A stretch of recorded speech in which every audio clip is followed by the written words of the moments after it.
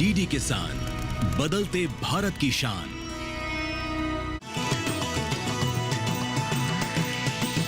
DD किसान, बदलते भारत की शान।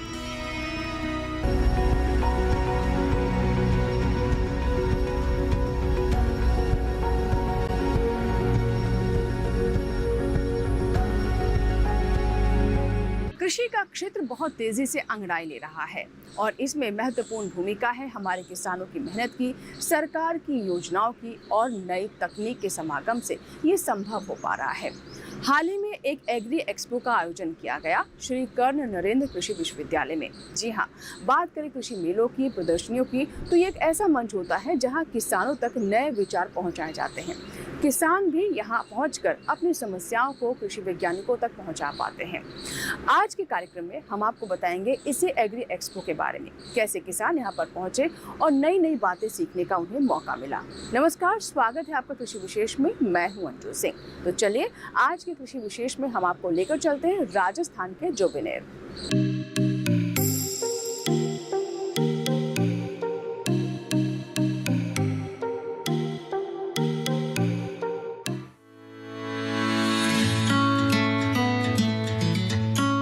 एग्री एक्सपो 2025 का आयोजन 10 और 11 मार्च को श्री कर्ण नरेंद्र कृषि विश्वविद्यालय में हुआ। राजस्थान में कृषि के साथ साथ पशुपालन बहुत ही महत्वपूर्ण घटक है, इसलिए कोई भी मेला या प्रदर्शनी पशुपालन के बिना अधूरी है।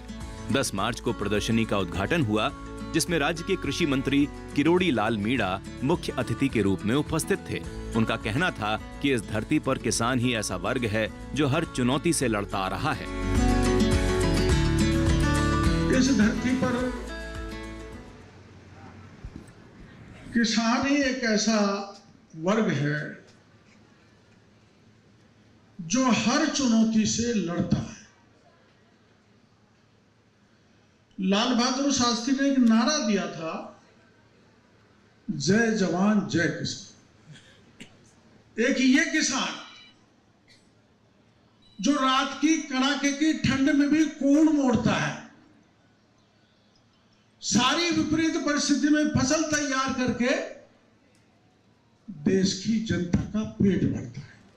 आपकी मेहनत के कारण, आपकी परिश्रम के कारण दुनिया के सब देशों को पछाड़ते हुए गेहूं की उपज में अपना हिंदुस्तान नंबर 1 पर है। ये आपकी मेहनत का परिणाम है। एक देश जो बाहर से गेहूं मंगाता था वो और जगह गेहूं देने की स्थिति में है। ये आपकी मेहनत का परिणाम है, परिश्रम का परिणाम है, आपकी लगन का परिणाम है।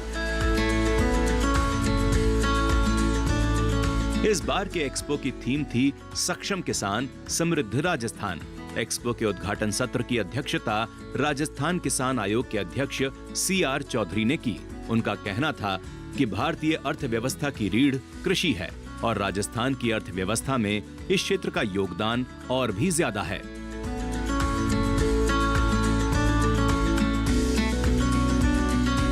मेड़ा लगाना था, गवर्नमेंट किसानों को कुछ देना चाह रही है, किसानों के लिए बात करना चाहती है और उसके लिए उपयुक्त स्थान ढूंढा, वो भी श्री कर्ण विश्वविद्यालय। भारत वास्तव में कृषि प्रधान देश है, लेकिन एक बात समझो, कृषि से लोगों का विमुख होते जा रहे। जब आजाद हुए थे भारत में 85% खेती पे और 50% ज्यादा GDP थी। आज अभी आपको आंकड़ा बताया था माननीय सेक्रेटरी साहब ने, खेती पे आदमी यानी पॉपुलेशन तो 50% है, लेकिन आय जो है दूसरे धंधों में आय बहुत बड़ी है। हमारी आय उनकी तुलना में रफ्तार कम है और इस कारण से हमारी आय 17-18% ही है GDP। एक्सपो में खेती बाड़ी और पशुपालन से जुड़े सभी स्टेक होल्डर्स को आमंत्रित किया गया था।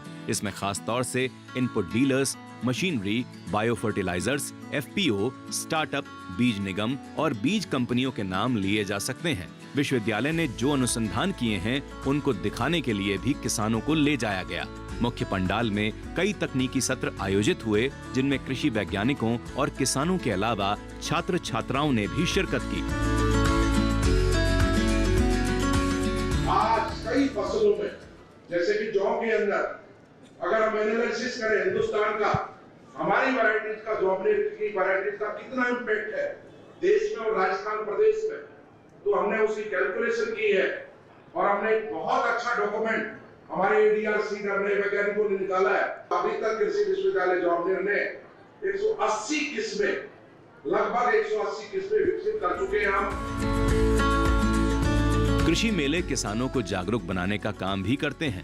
जोबनेर की इस प्रदर्शनी में अलग अलग विषयों पर तकनीकी सत्र आयोजित किए गए। राजस्थान में पशुधन की वर्तमान स्थिति, चुनौतियां और समाधान, मृदा स्वास्थ्य प्रबंधन, हाईटेक बागवानी, संरक्षित खेती, एकीकृत रोग प्रबंधन, सूक्ष्म सिंचाई, जल संरक्षण, प्रसंस्करण और मधुमक्खी पालन में राजस्थान के लिए संभावनाएं जैसे विषय प्रमुखता से उठाए गए। विभाग की सबसे बड़ी योजनाएं हैं राष्ट्रीय कृषि विकास योजना और कृषिोन्नति योजना। दो योजनाएं हमारी सबसे बड़ी हैं, RKVY एंड कृषिोन्नति योजना। और मुझे बताते हुए हर्ष हो रहा है कि अभी परसों ही मैं भारत सरकार गया था 4 दिन पहले, और वहां भी हमने प्रेजेंटेशन दी और भारत सरकार ने हमारा 2200 करोड़ रुपए का बजट जो है इन योजनाओं में अगले साल के लिए सैंक्शन कर दिया है, जो पिछले साल से 35% ज्यादा है। तो 35% ज्यादा पैसा जो है हमारे राज्य में आएगा हमारे किसानों की विभिन्न योजनाओं में, चाहे वो तारबंदी हो, चाहे वो माइक्रो इरिगेशन हो, चाहे वो मिनी बीज की किट हो, फार्म पॉन्ड हो, डिगी हो, पाइप्स हो, इन सब योजनाओं में हम ज्यादा किसानों का मदद कर पाएंगे। हम सभी जानते हैं कि खेती बाड़ी से बड़ी संख्या में महिलाएं जुड़ी हुई हैं। अब वो कृषि उद्यमशीलता के क्षेत्र में भी कदम रख रही हैं। यही वजह है कि जोबनेर की प्रदर्शनी में महिलाओं को भी जगह दी गई। महिलाएं भी कहीं भी कम नहीं है, क्योंकि आदरणीय प्रधानमंत्री नरेंद्र मोदी जी ने एक ही लक्ष्य रखा है, क्योंकि कैसे महिलाएं आगे बढ़े, कैसे सशक्त बने, कैसे आत्मनिर्भर बने, क्योंकि उनका उद्देश्य ये है कि 2047 तक विकसित भारत कैसे बनेगा। उन्होंने कोई जातियों में नहीं बांटकर 4 विभागों में बांटा, महिला, युवा और किसान और गरीब। अगर ये आत्मनिर्भर बनता है तो पूरा देश आत्मनिर्भर बनता है। आदरणीय प्रधानमंत्री जी जब से पद ग्रहण संभाला, उन्होंने महिलाओं का हमेशा उस पद पर रखा, क्योंकि उन्होंने जो भी योजनाएं चलाई अधिकतर महिलाओं के लिए चलाई, चाहे सुकन्या योजना, मातृवंदन योजना, प्रधानमंत्री आवास योजना, उज्ज्वला योजना, अनेकों योजनाएं ऐसी है जो महिलाओं के प्रति समर्पित है। क्योंकि महिला सशक्त होगी, आत्मनिर्भर होगी तो देश आत्मनिर्भर होगा।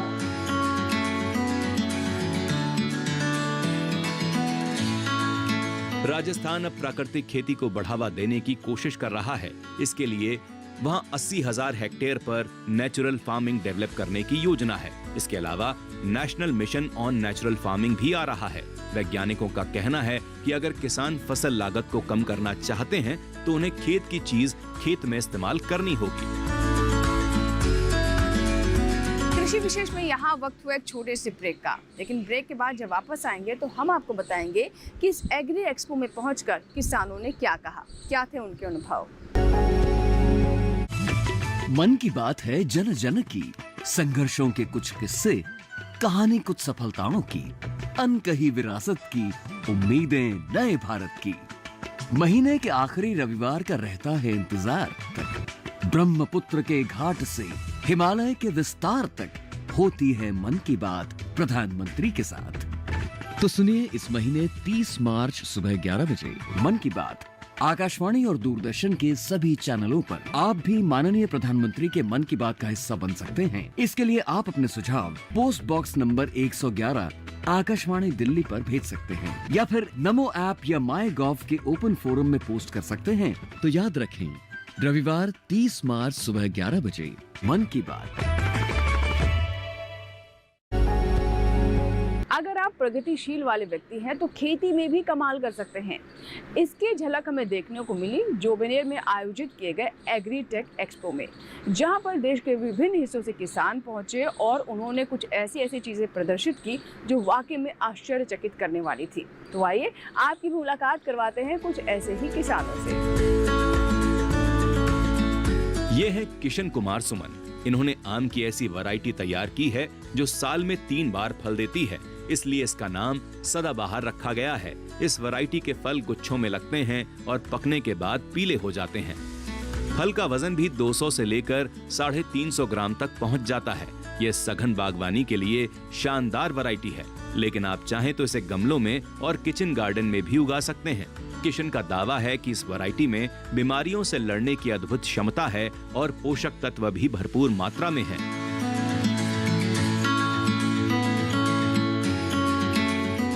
जैसे कि आप मेले में हैं और मेले में जो तरह तरह के स्टॉल हैं, लेकिन एक जो यहाँ पर स्टॉल पे मैं देख रहा हूँ, आम की नई किस्म है। इन्होंने आम की नई किस्म तैयार की और ऐसी किस्म तैयार की जो कहते हैं 2 साल के बाद ही आम देना शुरू करती है और बहुत अच्छे आम देती है। आइए उनसे जानते हैं किस्म कैसे बनाई है, क्या है ये किस्म। मैंने एक नवाचार करके एक आम की जो वैरायटियाँ हुई पुरानी वैरायटी, उसमें नवाचार करके एक ऐसी वैरायटी बनाई है जो पूरे साल भर फल देती है, इसलिए इसका नाम सदाबहार रखा गया है। इसकी विशेषता ये है, एक तो पूरे साल भर फल देती है, फल गुच्छों में लगते हैं, फल पकने के बाद पीला हो जाता है, और एक सबसे बड़ी बात है ये जो बीमारियां होती हैं आम में, जो बीमारियां लगती है उससे रेजिस्टेंस है, बहुत हद तक रेजिस्टेंस है। फल का वजन इसका 200 ग्राम से 350 ग्राम तक हो जाता है। इस वैरायटी के पौधों को गमले में लगाया जा सकता है, किचन गार्डन में लगाया जा सकता है और सघन बागवानी के लिए बहुत उपयुक्त किस्म है। तो इस पौधे में जो है पोषक तत्व तो बहुत अधिक है और स्वास्थ्य के लिए बहुत अच्छी वैरायटी है। आज मैं आपको बता दूं कि मार्केट में जो हमको शहद मिलता है उसमें लोगों को ज़्यादा मिथी है कि भाई शहद मिलावटी आ रहा है या जो शहद जम गया वो नकली है। तो मैं आपको एक शहद दिखाता हूं जो कि ये देखो घी की तरह जमा हुआ है।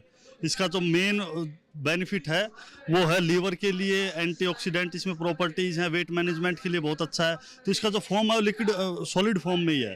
तो अगर आपको कहीं भी जमा हुआ शहद मिले तो उसको ये ना मानने कि वो नकली शहद है। शहद का जमना एक प्राकृतिक गुण है और इसको पहचानने के लिए हम 1 चम्मच पानी में ऊपर से एक गिलास पानी में ऊपर से 1 चम्मच शहद डालेंगे। अगर वो शहद पूरा नीचे जाके जम जाता है तो वो शहद प्योर है। अगर वो बीच में डिस्पर्स हो जाता है तो उसमें मिलावट है। और दूसरा, जब हम उसको मिलाएंगे तो जो उसके अंदर शेप आएगी वो कोम के छत्ते की आएगी, कि जैसे कोम का छत्ता होता है उस टाइप से जो शेप आएगी वो उसका असली की प्रतीक है। तो इसी टाइप से हमारे पास और भी कई तरह के, जैसे नीम का शहद भी है, तो ये तुलसी का शहद हमारे पास, जामुन का है, लीची का है, मल्टीफ्लोरा है, सरसों है। इन सब का क्या है कि जिस फूल से मधुमक्खी बैठ के नेक्टर निकालती है उस फूल का वो शहद होगा और उसके गुण होंगे। जैसे जामुन का शहद डायबिटीज पेशेंट के लिए बहुत अच्छा रहता है।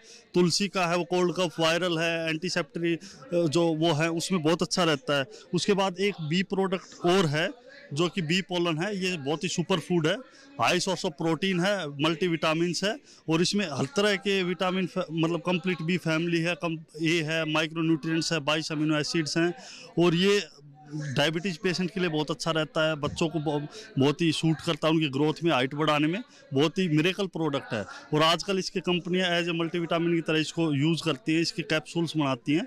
तो आप इसको एक बंदा अगर एक दिन में 1 चम्मच लेता है तो सफिशिएंट है ऑल माइक्रोन्यूट्रिएंट्स की नीड पूरी करने के लिए।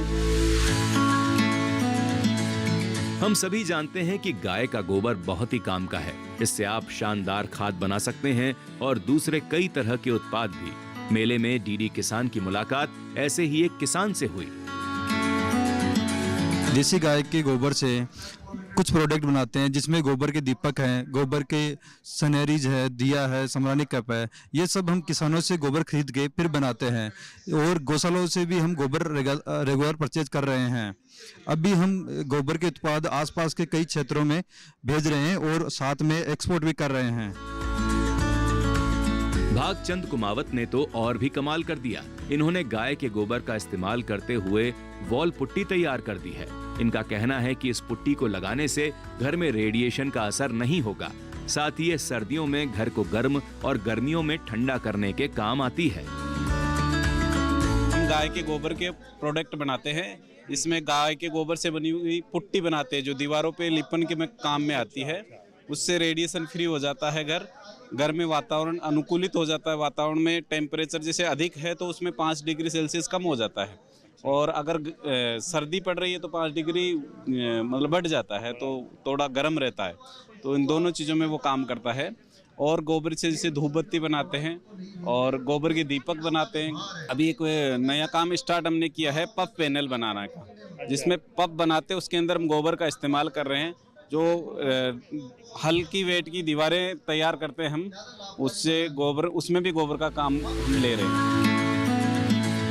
दुधारू गाय और भैंसों में थनैला रोग काफी सामान्य है। इसके कारण पशु के दूध देने की क्षमता पर बुरा असर पड़ता है। विष्णु कुमार शर्मा ने इस बीमारी के लिए एक हर्बल ऑइंटमेंट तैयार किया है।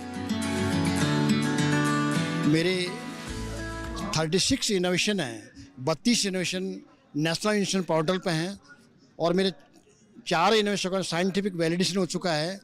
2 इनोवेशन का मेरा patent grant NIF national innovation foundation के सहयोग से हुआ है। मैं किसान परिवार से हूँ। गायों भैंसों को एक थनैला रोग होता है, बहुत भयंकर बीमारी होती है। अभी तक इसका कोई उपचार नहीं हुआ है। मैंने अपना एक देसी पद्धति से एक हर्बल मेडिसिन का आविष्कार किया है और उसका एक ऑइंटमेंट बनाया है। उससे 5 दिन में थनैला रोग ठीक हो जाता है।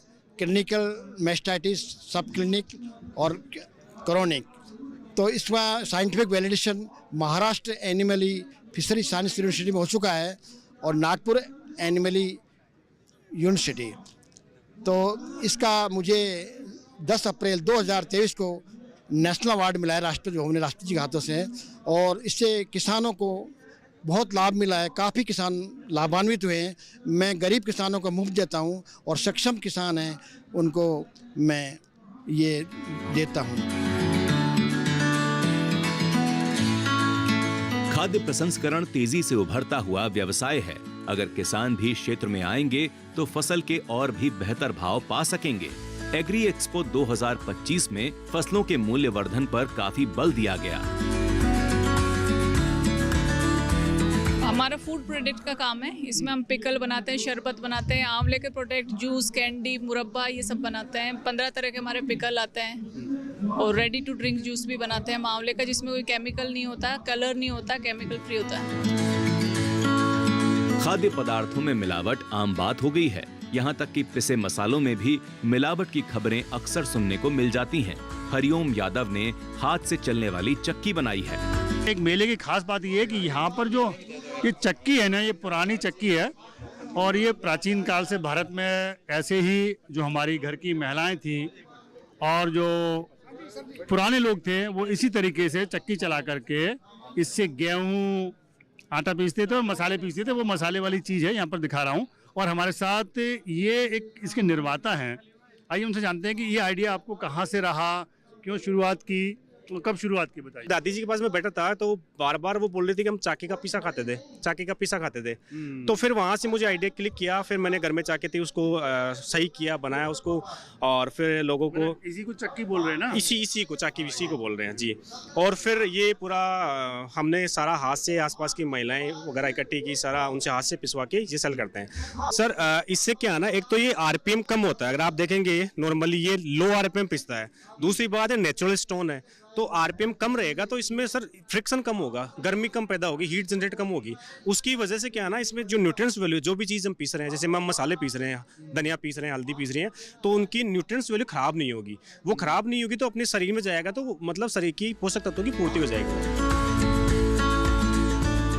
संसार में कोई भी चीज बेकार नहीं है। अगर आप में थोड़ी सी समझदारी है तो गोबर को भी सोने में बदल सकते हैं। इसी के साथ ही यहाँ वक्त है छोटे से ब्रेक का। लेकिन ब्रेक के बाद जब वापस आएंगे तो हम आपको बताएंगे कि जोगिनिर में आयोजित किए गए एग्री एक्सपो में किसान पहुंचकर कैसा महसूस कर रहे थे, क्या थे उनके अनुभव। फिलहाल छोटा सा ब्रेक। आप देख रहे हैं अपना कमोडिटी एक्सपर्ट। क्या लगता है आपको सोयाबीन 2025 के अंदर में क्या स्तर दिखाएगा? मुझे लगता है कि कहीं ना कहीं इस बॉटम से ग्लोबल लेवल पे सिनेरियो चेंज होंगे, क्योंकि हम मैक्सिमम ऑयल जो है बाहर से इंपोर्ट करते हैं। जो अभी 39 मिलियन टन है हमारा ऑयल सीड प्रोडक्शन, उसको 69.7 मिलियन टन करने का प्लान है। आज हम बात करने जा रहे हैं खाद्य तेलों की। देखिए अपना कमोडिटी एक्सपर्ट हमारे खास मेहमान के दुबे और डॉक्टर RS बानाजी के साथ इस शुक्रवार रात 9 बजे सिर्फ दूरदर्शन किसान पर। ब्रेक के बाद आपका स्वागत है। आप देख रहे हैं कृषि विशेष। आज हम बात कर रहे हैं राजस्थान के जोबनेर में आयोजित किए गए एग्री एक्सपो के बारे में। हालांकि ये एक्सपो आयोजित किया गया था राजस्थान के जोबनेर में, लेकिन आयोजकों ने देश के कोने कोने से किसानों को यहाँ पर बुलाया था, उन्हें आमंत्रित किया था। किसान भी यहाँ पर पहुंचकर काफी उत्साहित दिखे। आइए जानते हैं कि उन्होंने इस एक्सपो में क्या क्या सीखा और क्या थे उनके अनुभव। एक अंदाजे के मुताबिक इस प्रदर्शनी में 10,000 के करीब किसानों ने शिरकत की थी। कोई अच्छे बीजों की तलाश में था, किसी को ये जानना था कि खेती के क्षेत्र में क्या नई तकनीक सामने आ रही है, तो किसी को सरकारी योजनाओं में दिलचस्पी थी। मेले में हमारे साथ किसान जो है ना आए हुए, आइए उनसे जानते हैं किस प्रकार से उन्होंने कुछ सीखा। तो दादा ये बताइए कि मेले में आए तो क्या जानकारी मिली आपको? बहुत अच्छी जानकारी मिली। किसानों के लिए कई प्रकार की योजनाएं जो दिखी यहाँ पे, जैसे सब्जियां हैं और सब्जियों में क्या क्या रोग लगते हैं और क्या क्या उसके लिए मेडिसिन दवाइयाँ देनी है। तो ये सारी जानकारी मिली। और जो कई प्रकार के जो यंत्र हैं जैसे ड्रोन वगैरह हैं और कई यंत्र हैं किसानों से संबंधित, नहीं होते ना उपलब्ध करवाएं। किसानों से संबंधित कई यंत्र है, तो उनकी नई नई जानकारी मिली। राजस्थान में पानी की कमी है, यहाँ एक एक बूंद बहुत मायने रखती है, इसलिए सूक्ष्म सिंचाई पद्धतियाँ यहाँ गेम चेंजर साबित हो सकती हैं। प्रदर्शनी में ड्रिप इरिगेशन का स्टॉल भी लगा था। जी, इस वक्त हम मेले में हैं और जैसा कि आप मेले में देख रहे हैं कि कई स्टॉल आते हैं। इसमें एक है यहाँ पर ड्रिप इरिगेशन सिस्टम है।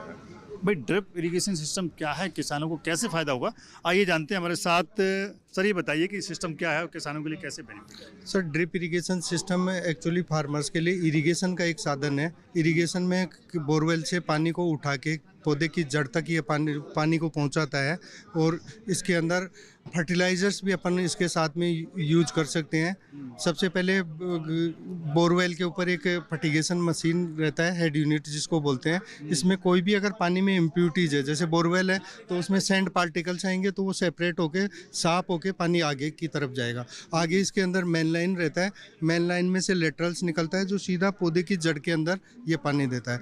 इसके किसान को फायदे ये हैं कि इसका एक तो राजस्थान सरकार की तरफ से इसमें 70% सब्सिडी है। हमारे साथ ऐसे ही पशुपालक हैं जो घोड़ों पे उनकी नस्ल के सुधार के लिए बहुत अच्छा काम कर रहे हैं। आइए उनसे जानते हैं किस प्रकार से वो घोड़ों की नस्ल को बचाने के लिए कार्य कर रहे हैं। सर बताइए क्या क्या नाम है, कौन कौन से घोड़े आप रखते हैं, किस तरह उसकी सुधार करते हैं? मारवाड़ी नस्ल पे सुधार पे काम कर रहे हैं हम। तो कितने वर्षों से करते हैं कार्य? वैसे तो हमारे रियासत काल के अंदर घोड़ों के ऊपर ही जागीरी थी। हमारे पूर्वज थे, गांव थे तो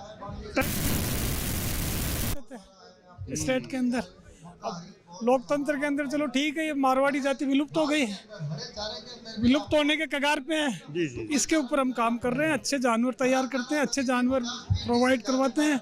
स्टेलियन कैटेगरी के होते हैं ना जो घोड़ा, सांड घोड़ा, नर घोड़ा जिसे कहते हैं, वो तैयार करते हैं। इन किसानों की बात सुनकर आसानी से अंदाजा लगाया जा सकता है कि आज का किसान कितना ज्ञानी और समझदार हो गया है। कुछ किसानों को सुनकर तो आपको अंदाजा ही नहीं होगा कि ये किसान हैं या वैज्ञानिक। किसान बहुत आए हुए हैं, किसान बहुत इंटरेस्ट भी ले रहे हैं। ऐसे ही किसान हमारे साथ हैं। देखिए राजस्थान के किसान बड़े खुशहाल किसान हैं। आइए उनसे जानते हैं कि क्या उन्होंने जानकारी ली यहाँ से। मैं यहाँ कॉलेज का जो मेला है किसान मेला, उसमें मैं आया। मैंने यहाँ एक तो नई चीज़ें जो नया इनोवेशन हुआ, जो बीज बाज़ार में बहुत महंगा आता है, कॉस्टली आता है, और नई तकनीक से जो बीज की बुआई की जाती है उसमें बीज कम लगता है और पैदावार ज़्यादा होती है। वो यंत्र की बहने हमने यहाँ जानकारी ली, नया सीखा। इस वक्त हम जो मेले में, और मेले में कई कंपनियाँ होती हैं, कई स्टॉल भी होते हैं। कुछ कंपनियों को जो मुख्य उद्देश्य ये भी होता है वो समाज के लिए कुछ काम करें। समाज के लिए क्या काम करते हैं, आइए उनसे जानते हैं। अभी रिसेंटली हमने बालोतरा डिस्ट्रिक्ट में एक पार्क का इनॉग्रेशन किया है, जो पार्क बनवाया है। कुछ जगह हमने सोलर लगवाई हैं, कुछ जगह हमने शौचालय बनवाए हैं, कुछ जगह हमने आरओ प्लांट लगवाए हैं। तो ये सारे इनिशिएटिव हमारे CSR के तहत किए जा रहे हैं। इसके अलावा अभी हमारी कंपनी ने एक नया प्रोग्राम लॉन्च किया है जिसका नाम है आई राइज। उस आई राइज प्रोग्राम के तहत हम जो हमारी युवा पीढ़ी है जो कृषि से पीछे भाग रही है, तो उनको नई नई तकनीकी की जानकारी देना, उनको ट्रेनिंग देना, और ट्रेनिंग के साथ साथ उनको एक सर्टिफिकेट उपलब्ध कराना, और ये सारी जानकारी हम उनको आई राइज प्रोग्राम के तहत उपलब्ध करा रहे हैं। एक्सपो में रस्साकशी प्रतियोगिता का भी आयोजन किया गया, जिसमें कई जिलों के किसानों ने हिस्सा लिया और विजेता टीम को पुरस्कार से भी नवाजा गया। सर, हमने यहाँ बहुत जानकारी ली, जैसे खाद बीज हैं, तरह तरह के बीज हैं, बागवानी है, बागवानी में कौन सी दवाइयाँ चाहते हैं, कैसी डालनी चाहिए, हमको बहुत कुछ जानकारी मिली। एग्रीकल्चर के जितने भी साधन हैं सारे देखे हमने, हमको बहुत अच्छा लगा, बहुत सी जानकारियाँ हमको मिली। और भी काफ़ी टीमें आई, उनसे हमारी मुलाकातें हुई और खाद बीजों के बारे में, दवाइयों के बारे में, खेती के बारे में, बागवानी के बारे में, हमको पौधे जितने भी हैं, खुद हम भी बागवानी करते हैं, किसान हैं। इस तरह के आयोजन किसानों का मन टटोलने का भी अवसर है। यहाँ की गोष्ठियों में वैज्ञानिक और किसान एक जगह इकट्ठा होते हैं। वैज्ञानिक जहाँ नई तकनीक से किसानों को रूबरू कराते हैं, वहीं किसान भी अपना फीडबैक साझा करते हैं और वैज्ञानिकों को बताते हैं कि वास्तव में उन्हें किस चीज की जरूरत है। तो ये था हमारा आज का कृषि विशेष, जिसमें हमने आपको दिखाई एग्री एक्सपो की तमाम झलकें। आपने जाना कि कैसे यहाँ पर किसान और वैज्ञानिक एक ही मंच पर आते हैं, नई तकनीक के बारे में समझते हैं, और इसके अलावा किसानों को जहाँ नई नई वैज्ञानिक विधियों के बारे में जानने का मौका मिलता है, वहीं वैज्ञानिक भी समझ पाते हैं कि किसानों की ज़रूरतें क्या हैं, ताकि उसी के अनुसार नई तकनीक को डेवलप किया जा सके। हमें पूरी उम्मीद है कि आज का कृषि विशेष आपको ज़रूर पसंद आया होगा। अगर आपको कोई सुझाव है, कोई फीडबैक है, तो आप हमें ईमेल कर सकते हैं, हमें पत्र भी लिख सकते हैं। हमारा ईमेल आईडी है ddkrishivishesh@gmail.com। पत्र लिखने के लिए हमारा पता नोट कर लें। हमारा पता है कृषि विशेष, कमरा number 59A, CPC, Doordarshan, Khelgaon, नई दिल्ली 110049। आपके ईमेल्स और आपके पत्रों का हमें इंतज़ार रहता है। अगर आप चाहते हैं किसी और विषय को भी हम कृषि विशेष में लेकर आएँ, तो इसकी जानकारी भी हमें अवश्य दें। आप हमारा ये कार्यक्रम हमारे YouTube चैनल पर भी देख सकते हैं। इसके लिए टेलीविज़न स्क्रीन पर दिखाए जा रहे इस QR कोड को स्कैन करें और YouTube पर भी देखिए हमारा खास कार्यक्रम कृषि विशेष। इसी के साथ ही कृषि विशेष में यहाँ लेंगे आपसे इजाज़त। नए अंक में एक और विषय की पूरी जानकारी के साथ फिर होगी आपसे मुलाकात। तब तक के लिए नमस्कार।